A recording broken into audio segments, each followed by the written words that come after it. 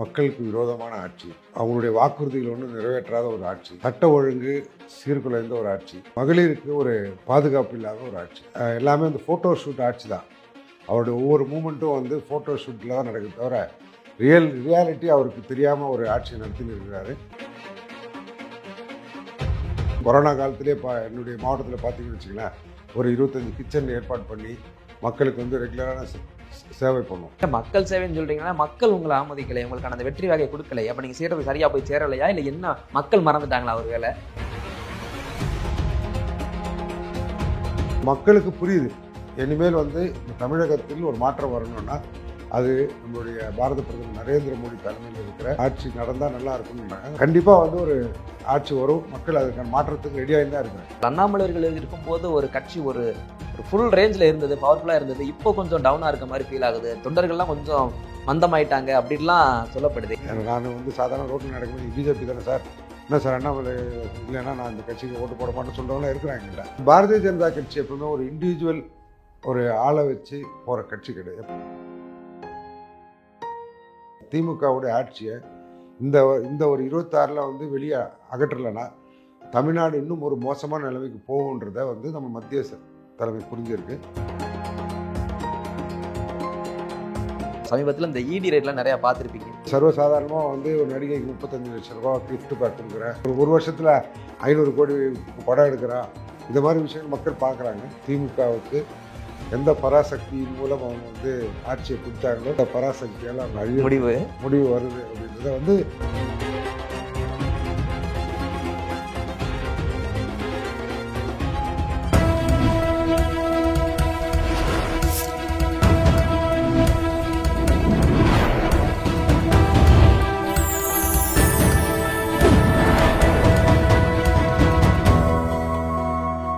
Channel 5 Tamil நேயர்களுக்கு வணக்கம்.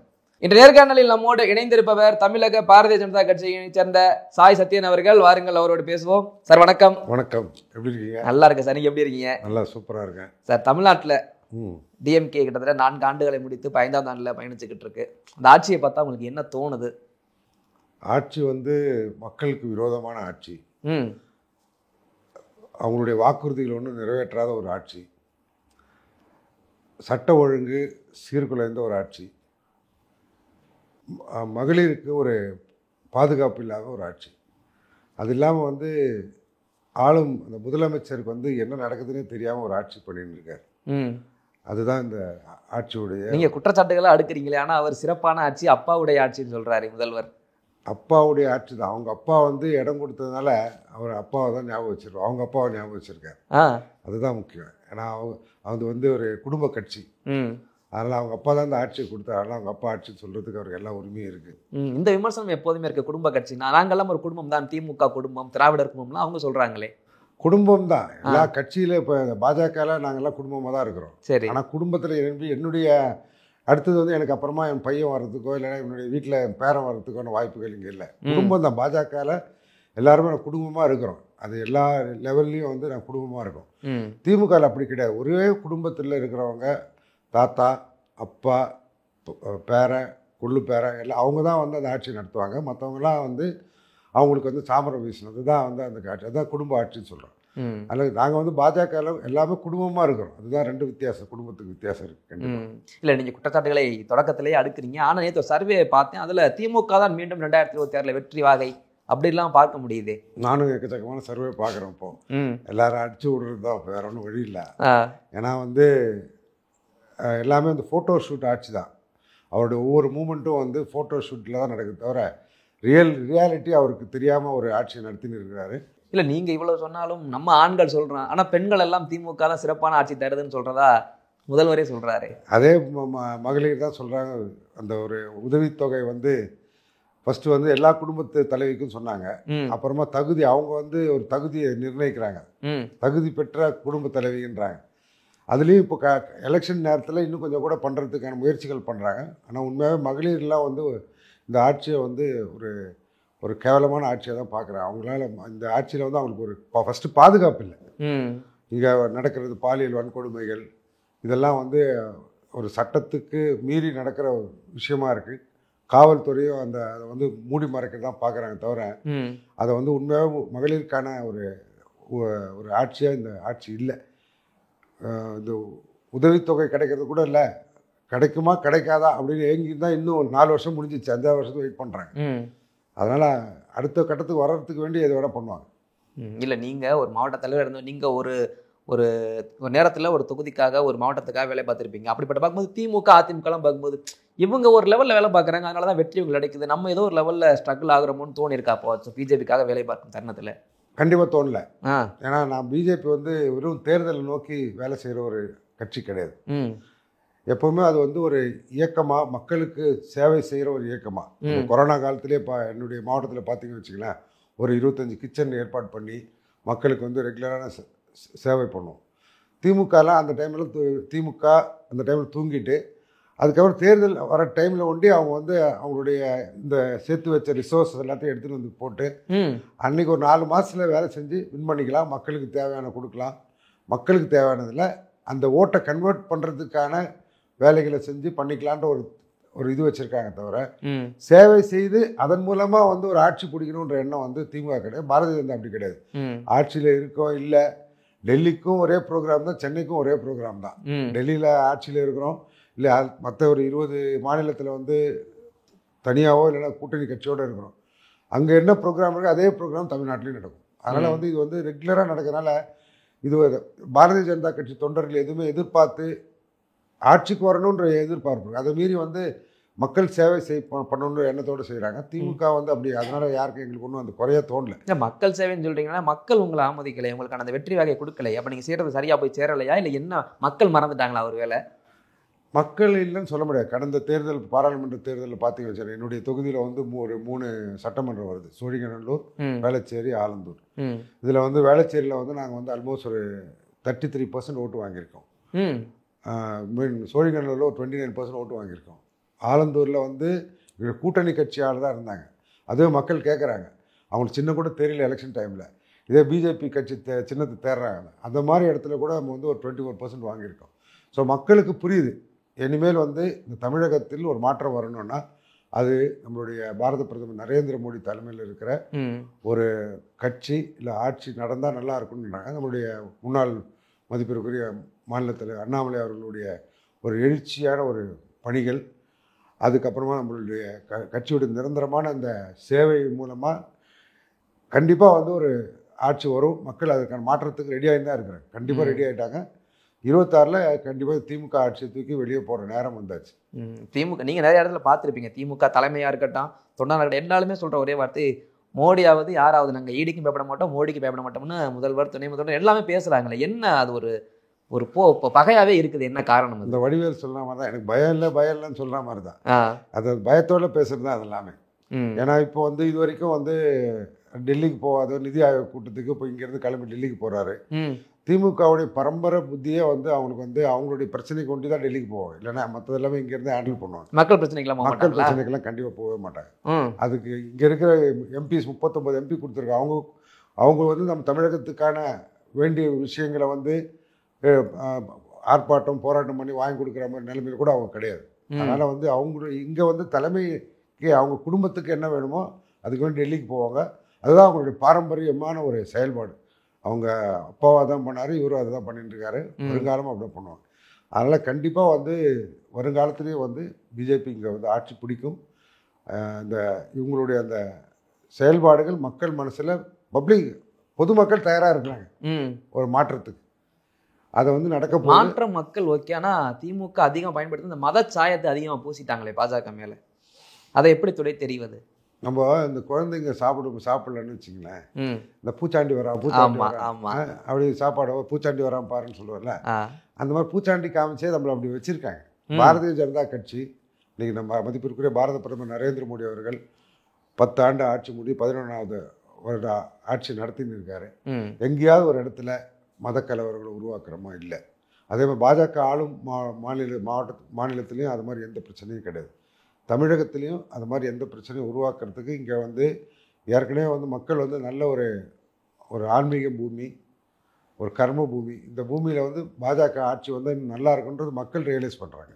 So அதனால் வந்து இந்த மத சாயம் பூசுறதெல்லாம் வந்து யார் அந்த மதத்தை வைத்து ஓட்டு வாங்க வேண்டும், அப்போ அந்த அந்த மதத்தை சார்ந்தவங்கக்கிட்ட ஐயோ இவரை சேர்க்காதன்னு சொல்கிற மாதிரி ஒரு மாயை உருவாக்குறாங்க தவிர கண்டிப்பாக அது மாதிரி எதுவுமே கிடையாது. கண்டிப்பாக பாரதிய ஜனதா கட்சியை தான் மக்களுக்கு கண்டிப்பாக புரியும். மக்கள் இப்போ ஏற்றுட்டாங்க. இதுக்கு முன்னாடி அது மாதிரி ஒரு பிம்பத்தை கட்டமைச்சிருந்தாங்க. அது மாதிரி பிஜேபி வந்தால் சிறுபான்மையினருக்கு ப்ராப்ளம் வரலாம் அப்படின்லாம் சொன்னாங்க. இப்போ அந்த மாதிரி எதுவுமே இல்லாமல் கண்டிப்பாக வந்து மக்கள் இன்றைக்கி வந்து சிறுபான்மையர் அதிகமாக உள்ள பகுதிகள் கோவா அது மாதிரி மாநிலங்கள்லாம் வந்து இன்றைக்கி வந்து யூபியில் வந்து இன்றைக்கி யோகி ஆதித்யநாத்ஜி ஆட்சி பண்ணார்னா அது அங்கே முஸ்லீம் ஓட்டுகள் வாங்கி தான் பண்ணுறோம். அந்த மாதிரி எல்லாருமே கன்வெர்ட் ஆகி வர்றதுக்கான அந்த பயம் ஒன்று க்ரியேட் பண்ணி வச்சாங்க எதிர்கட்சிகள். அது மாதிரி ஒரு மாய பிம்பத்தை உருவாக்கி வச்சுருந்தாங்க. அதெல்லாம் வந்து கட்டடிச்சு கண்டிப்பாக பிஜேபி வந்து மத சார்பற்ற ஒரு நல்ல ஒரு ஆட்சியை அமைக்கும். அதுக்கு மக்கள் புரிஞ்சுக்கினாங்க. அதில் கண்டிப்பாக நடக்கும். 2021 இதே கூட்டணி தான் இருந்தது. ஆனால் அன்னைக்கு இருந்த விட அப்புறம் அந்த கூட்டணி விட்டு விலகினதுக்கப்புறம் அண்ணாமலை தலைமையேற்றதுக்கப்புறம் பாஜகன்றது ஒரு மிகப்பெரிய அளவில் தெரிய ஆரம்பிச்சிச்சு தமிழ்நாடு அளவில். இப்போ மீண்டும் அதிமுக பாஜக கூட்டணியின் போது 2021 தாண்டி அதை தாண்டி ஒரு வரவேற்பு இருக்குமா 26ல் இந்த கூட்டணிக்கு? கண்டிப்பாக இருக்கும். ஏன்னா நம்ம வந்து ஏற்கனவே இருக்கிற அந்த திமுக ஆட்சியை வந்து நம்ம அகற்றணுன்றது தான் பாரதிய ஜனதா கட்சியுடைய நோக்கமும். அதே மாதிரி தான் அதிமுகவுக்கும் அதுவும் வந்து ஒரு வலுவான தமிழகத்தில் ஒரு கட்சி அவங்களோட நோக்கம். ஸோ இந்த திமுக ஆட்சி அகற்றுறதுக்கு ஒருமித்த கருத்துள்ள மற்ற எல்லாரும் ஒன்றா சேர்ந்து கண்டிப்பாக திமுக ஆட்சி அகற்றுறதுக்கு தயாராக இருக்கிறாங்க. மக்கள் அதுக்கு ஆதரவு தர தயாராக இருக்கிறாங்க. அதனால் கண்டிப்பாக 26ல் ஒரு சிறப்பான ஒரு ஆட்சி அமையுங்க. அதில் வந்து வருங்காலம் அப்போ தான் வந்து தெரியும் இவ்வளோ நாள் என்ன மாதிரி 5 வருஷம் இந்த ஆட்சியில் மக்கள் எவ்வளோ கஷ்டப்பட்டான்றது அப்போ தான் தெரியும். இல்லை எப்போ கேட்டாலுமே சென்னை அப்படின்றது திமுகவின் கோட்டை அப்படிம்பாங்க. இப்போ நீங்கள் சென்னையில் Velachery one of the part. நீங்கள் சொல்லுங்கள், உங்களுடைய வேளச்சேரி யாருடைய கோட்டையாக இருக்குது இப்போது? வேளச்சேரி எப்போவுமே வந்து திமுகவுக்கு எதிரான ஒரு இடம் தான். ஏன்னா அதனால தான் திமுக அங்கே கேண்டிடேட்டு போட மாட்டாங்க. ஏன்னா அங்கே ஏற்கனவே போட்ட திமுக சட்டமன்ற உறுப்பினர்கள்லாம் ஒன்றும் வேலையே செய்யலை. அதை போன வாட்டி அவங்க காங்கிரஸ் கொடுத்துட்டாங்க அந்த தொகுதியை. ஸோ அதனால் வேளச்சேரியில் வந்து திமுகவுக்கு எதிர்ப்பு வாக்குகள் அதிகமாக இருக்குது.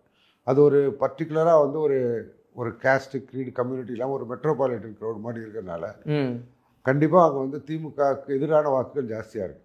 அதில் வந்து இப்போ ஏடிஎம்கும் பிஜேபியும் சேர்ந்தாங்கன்னா இன்னும் கொஞ்சம் கூட பெட்டராக பெர்ஃபார்ம் பண்ணுவாங்க. காங்கிரஸ் பயந்தே இல்லை, திமுக பயந்தே போன வாட்டி கூட அங்கே ஒரு வேட்பாளர் நிறுத்தலை.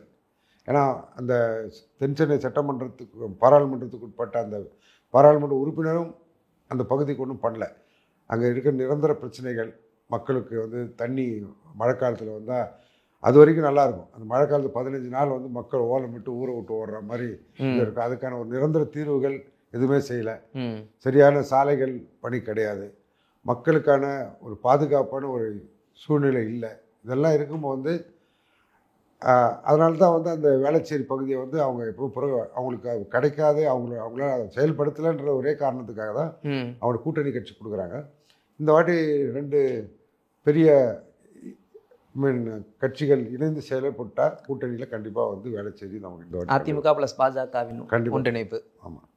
ஓகே சார், இது ஒரு பக்கம் இருக்கா. இன்னொரு பக்கம் இந்த பாஜக பற்றி தான் பாஜக தொண்டர்களும் சரி எல்லாருமே பேசுகிற தகவல். அண்ணாமலைகள் இருக்கும்போது ஒரு கட்சி ஒரு ஃபுல் ரேஞ்சில் இருந்தது, பவர்ஃபுல்லாக இருந்தது. இப்போ கொஞ்சம் டவுனாக இருக்க மாதிரி ஃபீல் ஆகுது. தொண்டர்கள்லாம் கொஞ்சம் மந்தமாயிட்டாங்க அப்படின்லாம் சொல்லப்படுது. என்ன காரணம்? அண்ணாமலைகள் இருக்கும்போது அந்த ஃபயர் இல்லையா? அப்போது கண்டிப்பாக வந்து முன்னாள் மாநில தலைவர் அண்ணாமலை அவர்கள் அவருடைய செயல்பாடு, அவர் எது பண்ணாலும் ஒரு திட்டமிட்டு அதற்கான ஒரு என்ன செய்யணுன்றதை எப்படி மக்கள் ரீச் ஆகும், அதுக்காக என்ன பண்ணணும், மக்களுடைய எக்ஸ்பெக்டேஷன் என்ன, அதற்காக ஒரு திட்டமிட்டு செயல்பட்டு ஒரு பாஜக வந்து எல்லா இடத்துலையும் ஒரு பேசும் பொருளாக உண்மையாக ஒரு எதிர்கட்சியாக தமிழகத்தில் வந்து ஒரு எதிர்கட்சியாக வந்து பாரதிய ஜனதா கட்சியை உருவாக்கி வச்சிருக்கிறாரு.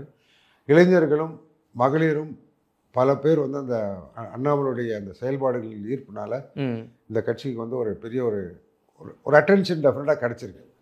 பட் பாரதிய ஜனதா கட்சி எப்பவுமே ஒரு இண்டிவிஜுவல் ஒரு ஆளை வச்சு போகிற கட்சி கிடையாது. எப்போவுமே அதான் சொன்னேன் இல்லையா, 360 நாள் வேலை செய்வோம், 360 பணியெடுப்போம். இன்றைக்கி நான் இந்த போன வாட்டி நான் வந்து மாவட்ட தலைவராக இருந்தேன், 2 டேர்ம் இருந்தேன். இப்போ நான் இல்லை, இப்போ வேறு இன்னொரு மாவட்ட தலைவர் போட்டிருக்காங்க. ஸோ அதை மாதிரி வந்து ஆர்கனைசேஷன் எப்போவுமே இருக்கும், அதனுடைய பணிகள் நடக்கும். அந்த ஒரு என்ன சொல்ல அந்த மார்க்கெட்டிங்கில் கொஞ்சம் மீன் அண்ணாமலை வந்து நல்லா சிறப்பாக பண்ணியிருக்கிறாரு. இப்போ இருக்கிற இன்னும் அனுபவஸ்தாலி. ஏன்னா இப்போ இருக்கிற இதுக்கு வந்து நம்ம வந்து இங்கே திமுகவுடைய ஆட்சியை இந்த ஒரு 26 வந்து வெளியே அகற்றலைன்னா தமிழ்நாடு இன்னும் ஒரு மோசமான நிலைமைக்கு போகுன்றதை வந்து நம்ம மத்திய தலைமை புரிஞ்சிருக்கு.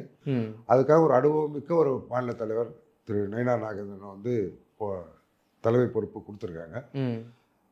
அண்ணாமலை மாநில தலைவராக இல்லைனா கூட அவருடைய செயல்பாடுகள் கண்டிப்பாக தமிழ்நாட்டில் கண்டினியூவாக நடக்கும். இப்போ கொஞ்சம் அவர் வந்து பயங்கர ஒரு 3 வருஷம் வந்து அவருடைய நீங்களே பார்த்துருப்பீங்க அவருடைய ஷெட்யூல். காத்தால பார்த்தா டெல்லியில் இருப்பார், மத்தியானம் பார்த்தா மெட்ராஸில் இருப்பார், சாயங்காலம் பார்த்தா கோயம்புத்தூரில் இருப்பார். அந்த மாதிரி ஒரு ஷெட்யூல் ஹெக்டிக் ஒர்க் பண்ணுமோ மேபி நான் ஃபீல் பண்ணுறேன்னா ஒரு பர்சனலாக கொஞ்சம் பிரேக் எடுத்திருப்பார் கண்டிப்பாக. அவருடைய தொடர் வேலைகள் ஓய்வுனா அதுலேயும் இப்போ அந்த ஓய்வில் கூட பார்த்தீங்கன்னா அங்கே யூஎஸ் போயிட்டு ப்ரோக்ராம் அட்டன் பண்ணுறாங்க. ஸோ அது மாதிரி அந்த ஓய்வுகள்லாம் மக்களுக்கு ஒரு ஏதோ வந்து பிஜேபியில் வந்து எங்கிட்டே கேட்பாங்க. நான் வந்து சாதாரண ரோட்டில் நடக்கும்போது பிஜேபி தானே சார், என்ன சார் அண்ணாமலை இல்லைன்னா நான் இந்த கட்சிக்கு ஓட்டு போட மாட்டேன்னு சொல்கிறவங்களாம் இருக்கிறாங்க என்கிட்ட. நீங்கள் உங்கள் வீட்டு முன்னாடி வந்து தர்ணா இருப்பேன்னு சொல்கிறவங்களாம் இருந்திருக்காங்க என்கிட்ட. பப்ளிக் காமன் கட்சிக்காரங்க கிடையாது, காமன் பப்ளிக் சொல்கிறவங்களாம் இருக்கிறாங்க. பட் அதெல்லாம் வந்து ஒரு டெம்பரரி பீரியட் தான். இனிமேல் வந்து இந்த ஆக்டிவிட்டி வந்து அவருடைய மீன் வழிகாட்டுதல் கூட இந்த பிஜேபி தான் அதை எப்பவுமே இருக்குது. முன்னாள் தலைவர்கள், இந்நாள் தலைவர்கள், பழைய மீன் மூத்த தலைவர்கள் எல்லாரும் சேர்ந்து எப்போவுமே நீங்கள் எங்கள் பிஜேபியில் பார்த்தா தெரியும் உங்களுக்கு, எல்லாரும் ஒருங்கிணைந்து ஒரு செயல்பாடு. இவந்தோ நான் ஒரு நீங்கள் சொன்ன அந்த கருத்தை நான் ஏற்றுக்கிறேன். அதுதான் ஒரு வேளை வெற்றிக்கு வழி வகுக்கலையோ. திமுக மாதிரி மன்னர், குறுநில மன்னர், அடுத்த மன்னர் வகைராக்கள் வந்தால் சரியா இருக்குமோ வெற்றிக்கு? அதை மாதிரி இது எனக்கும் மைண்டில் இருக்குது. நான் வந்து ஒரு மாவட்டத்தில் இப்போ 2 டேர்ம் நான் இருந்திருக்கேன். இப்போ 3ஆவது டேர்ம் வந்து வச்சுக்கலாம், நம்ம வந்து ஒரு கவர்மெண்ட் அஃபீஷியல் ஹேண்டில் பண்ணுறது, இல்லைனா வந்து ஒரு காவல்துறை அதிகாரி ஹேண்டில் பண்ணுறது, மக்கள்கிட்ட கனெக்ட் வந்து இன்னும் பெட்டராக இருக்கலாம். பட் பாரதிய ஜனதாக்கு இதில் ஒரு அட்வான்டேஜஸ் இருக்குது, டிஸ்அட்வான்டேஜஸ் இருக்குது. ஒரே தலைமையை நம்பி அந்த தலைமை இல்லைன்னு வச்சுக்கலாம், நாளைக்கு அந்த அனாதை குழந்தைகள் ஆயிடுறாங்க பார்த்தீங்களா, அதை மாதிரி ஆகாமல் இந்த இயக்கம் வந்து தொடர்ந்து போகணுன்னா இந்த ஒரு அமைப்பு வந்து நல்லாயிருக்கும். ஏன்னா பாரதிய ஜனதா கட்சியில் அந்த காலத்துலேருந்தே பல தலைவர் உருவாகியிருக்காங்க, பல தலைவர்களுக்கு புதிய தலைவர் உருவாகிறாங்க. எல்லாரும் சேர்ந்து இந்த அமைப்பு வந்து இன்றைக்கி வந்து இந்தியாவிலே உலகத்திலேயே ஒரு மாபெரும் கட்சியாக இருக்குது, உறுப்பினர்கள் கொண்ட கட்சி. அதே மாதிரி அதிகமான முதலமைச்சர்கள், அதிகமான எம்எல்ஏக்கள், அதிகமாக பாராளுமன்ற உறுப்பினர்கள், அது மாதிரி மேயர்கள், இது மாதிரி உலகத்திலேயே அதிகமான ஒரு எல்லாமே பெரிய ஒரு இயக்கம் பாரதிய ஜனதா கட்சி. அப்போ நான் எப்படி பார்ப்பேன்னு வச்சுக்கல, நீங்கள் சொன்ன இந்த இது இப்போ நம்ம இங்கே தமிழ்நாட்டில் இருக்க நமக்கு ஃபீலிங் வரும். மாவட்ட தலைவர்னா ஒரே ஆள் இருந்தானா அவர் அப்படியே கண்டினியூஸாக இருந்தால் நல்லா இருக்கும். ஒரு வேலை ஆரம்பத்தில் ஆரம்பிச்சிட்டோம்னா முடிவு வரைக்கும் அவர் இருந்தால் தானே அந்த முடிவுக்கான பலன் கிடைக்கும் நினைக்கலாம். பட் அது திடீர்னு இல்லை, அவர் அந்த ஒரு ஆளுடைய செயல்பாடு தவறுனால வந்து அப்படியே இயக்கமே ஒரு மாதிரி மாறிடும். அப்புறம் வந்து நாங்கள் அனாதை குழந்தைன்ற மாதிரி எல்லாம் போவோம். அது இல்லாமல் வந்து எப்பவுமே இயக்கம் அது பாட்டு நடக்கும் அந்த வேலையை. அதனால் இதில் நல்லதும் இருக்குது, கெட்டதும் இருக்குது. பட் டெஃபினட்டாக வந்து பாரதிய ஜனதா கட்சியுடைய செயல்பாடுகள், மத்தியில் இருக்கிற தலைமையெல்லாம் வந்து அதை ஒருங்கிணைக்கிற நம்மளுடைய அடுத்த நம்ம சங்க பரிவார்கள் எல்லாரும் சேர்ந்து செய்யும்போது கண்டிப்பாக வந்து தலைமை பொறுப்பு வந்து ஒரு பொறுப்பு தான். அது வந்து எல்லாரும் ஒருங்கிணைக்கிறதுக்கான ஒரு இதுதான். மற்றது எல்லாமே ஆட்டோமேட்டிக்காக அது நடக்கிற மாதிரி இருக்குது. அதனால் கண்டிப்பாக பாரதிய ஜனதா கட்சியுடைய செயல்பாடுகள் கண்டிப்பாகவே சிறப்பாக இருக்கும். இல்லை, அதிகமாக தேர்தலை வாக்கு அடிப்படையில் பார்த்தோம்னா எல்லா கட்சியுமே ஒரே அளவில் தான் இருக்குது. இந்த வாக்குகள் சிறுபான்மையினர் வாக்கு, அதாவது மத ரீதியில் பார்க்கும்போது தான் அந்த திராவிட கட்சிகளுடைய கை ஓங்குது எல்லா இடத்துலையுமே. அவங்க தான் அந்த ஒரு மெஜாரிட்டியை காமிச்சு வெற்றிக்கான ஒரு வழியை காமிச்சு விட்றாங்க. இவங்க அந்த இஸ்லாமியராக இருக்கட்டும், ஒரு பக்கம் கிறிஸ்தவர்களாக இருக்கட்டும், இவங்க அமைப்புகளோ ஏதோ ஒரு அடையாளம் கூட இருக்கும்போது அதை மதமாக குறிப்பிடுறது கிடையாது. ஆனால் இந்துக்கள் அப்படின்னா மட்டும் அது மத அடிப்படையிலே பார்க்குறாங்களே, என்ன காரணம்? திராவிட கட்சிகள் குறிப்பாக அது ஒன்றும் இல்லை, அவங்களுக்கு வந்து இந்த அவங்களுடைய ஓட்டை வந்து 18% ஆரம்பிக்கணும். திராவிட கட்சிக்கு வந்து திமுக குறிப்பாக அந்த சிறுபான்மையினரை வந்து எப்போவுமே வந்து இல்லை, நம்ம ஏற்கனவே சொன்ன மாதிரி தான், நம்மக்கிட்ட இருந்து அவங்கள பிரித்து அவங்கள வச்சாதான் அவங்களுக்கு அந்த 18% ஆரம்பிக்கணும். அப்போ சின்ன சின்ன இங்கே நடக்கிற இந்துக்களுக்கான ஒரு நம்பிக்கையோ, இந்துக்கள் வணங்கும் கடவுளையோ கேவலமாக கொச்சைப்படுத்தும்போ அதை வந்து நம்ம இதுலேயும் வந்து எமோஷனலாக இருக்கிறவங்களும் இருப்பாங்க இல்லையா, அவங்க வந்து சொல்லுவா, நீ வந்து போய் சர்ச்சில் கை வைப்பியா, மசூதியில் கை வைப்பியா அப்படின்னு சொல்லுமாட்டா ஆகுனா நல்ல ஒரு முஸ்லீம் கிறிஸ்டின்ஸ் கூட யோசிப்பாங்க, என்னடா அது இப்படி பேசுகிறாங்க. அதை மாதிரி ஒரு ஒரு மாயையை திருப்பி திருப்பி வந்து இந்த திராவிட கட்சிகள் உருவாக்குறது தான். திராவிட கழகமும் திமுகவும் உருவாக்கி நம்ம கிட்டேருந்து அவங்கள அகல போகிற வைக்கிறாங்க தவிர பாரதிய ஜனதா கட்சியில் அது மாதிரி ஒரு பாரத பிரதமருடைய திட்டங்களாலும் சரி ஒரு ஒரு குறிப்பிட்ட ஒரு மதத்துக்கோ ஒரு செயல்பாடோ கிடையாது. எல்லாருக்கும் அனைவருக்குமான ஒரு திட்டமாக தான் நம்ம செயல்படுத்துகிறோம். அதனால் இது வந்து திட்டமிட்டு செய்கிறாங்க. அதில் நம்மளுடைய இந்து வழிபாட்டு முறைகளையும் சரி இந்துவுடைய நம்பிக்கையும் சரி கொச்சப்படுத்துகிறாங்க. நம்மளுடைய முதலமைச்சர் வந்து நம்மளுடைய தீபாவளி நாளுக்கோ இல்லை விநாயகர் சதுர்த்திக்கோ வாழ்த்து சொல்ல மாட்டார். அது வந்து அவங்க இன்டென்ஷனாக பண்ணுறது. அவங்க வீட்டுக்குள்ளே ரூம் போட்டு பக்காவாக பூஜை எல்லாம் பண்ணுவாங்க. ஆனால் வெளியே வந்தால் பண்ணக்கூடாது. பண்ணால் இவன் வந்து இந்த சிறுபான்மையர் மக்களை திருப்திப்படுத்தணுன்ற ஒரு நோக்கம். அது வந்து வெறும் வாக்கு வங்கி அரசியலாகவே அவங்கள வச்சு அவங்களோட வாழ்வாதாரத்தையும் ஒன்றும் உயர்த்தவும் இல்லை. அவங்களும் இன்னும் இப்போ குறிப்பாக இந்த முஸ்லீம் சமூகம் வந்து இன்னும் கடைக்கோடியில் தான் இருக்கிறாங்க. அதற்கு காரணம் அவங்கள வாக்கு வங்கி அரசியலாக வச்சு ஒரு குறிப்பிட்ட மத தலைவர்கள் வந்து அவங்களுடைய ஆளுமை கொண்டு அதை கண்ட்ரோலில் வைக்கிறதுக்கு வேண்டி பண்ணுறாங்க தவிர கண்டிப்பாக இது இப்போ எல்லாருக்கும் ஒரு இந்த நவீன யுகத்தில் வந்து எல்லாருக்கும் எல்லாம் தெரியுது. இப்போ அதில் அந்த மாற்றங்கள் வந்துட்டு இருக்கு. சிறுபான்மையரும் இந்த வாட்டி பாரதிய ஜனதா கட்சி பெருவோட வாக்களித்து கண்டிப்பாக வந்து இந்த ஆட்சியை வந்து அகற்றுறதுக்கு தயாராக இருக்கிறாங்க. அவங்களும் தயாராக இருக்காங்க. எங்கள் இதுலேயும் சிறுபான்மை பிரிவு இருக்குது. அங்கேயும் நல்ல சகோதரர் இருக்காங்க. நம்ம சுற்றி இருக்கிற எவ்வளோ ஃப்ரெண்ட்ஸு ஃபேமிலி எல்லாமே இருக்குது. அவங்களும் எல்லோரும் சப்போர்ட் பண்ண தயாராக. எல்லாம் இப்போ வந்து அது இந்த மாற்றத்தை எதிர்பார்த்து தான் இருக்காங்க. மாற்றத்தை எதிர்பார்த்து தான் இருக்கிறாங்க. அதுவும் வந்து ஒரு என்ன சொல்ல ஒரு பிரதமர் வந்து என் நாட்டு மக்கள் மேலே கை வச்சிங்கன்னா நான் திருப்பி அடிப்போன்றது அது ஒரு பெரிய ஒரு இம்பேக்ட் வந்து இன்றைக்கி எல்லாம் அதுதான் பயப்படுறாங்க. உடனே அதை வந்து என்ன பண்ணுறாங்கன்னா இவர் எது பண்ணாலும் நான் தான் பண்ணேன்னு சொல்லிப்பார்.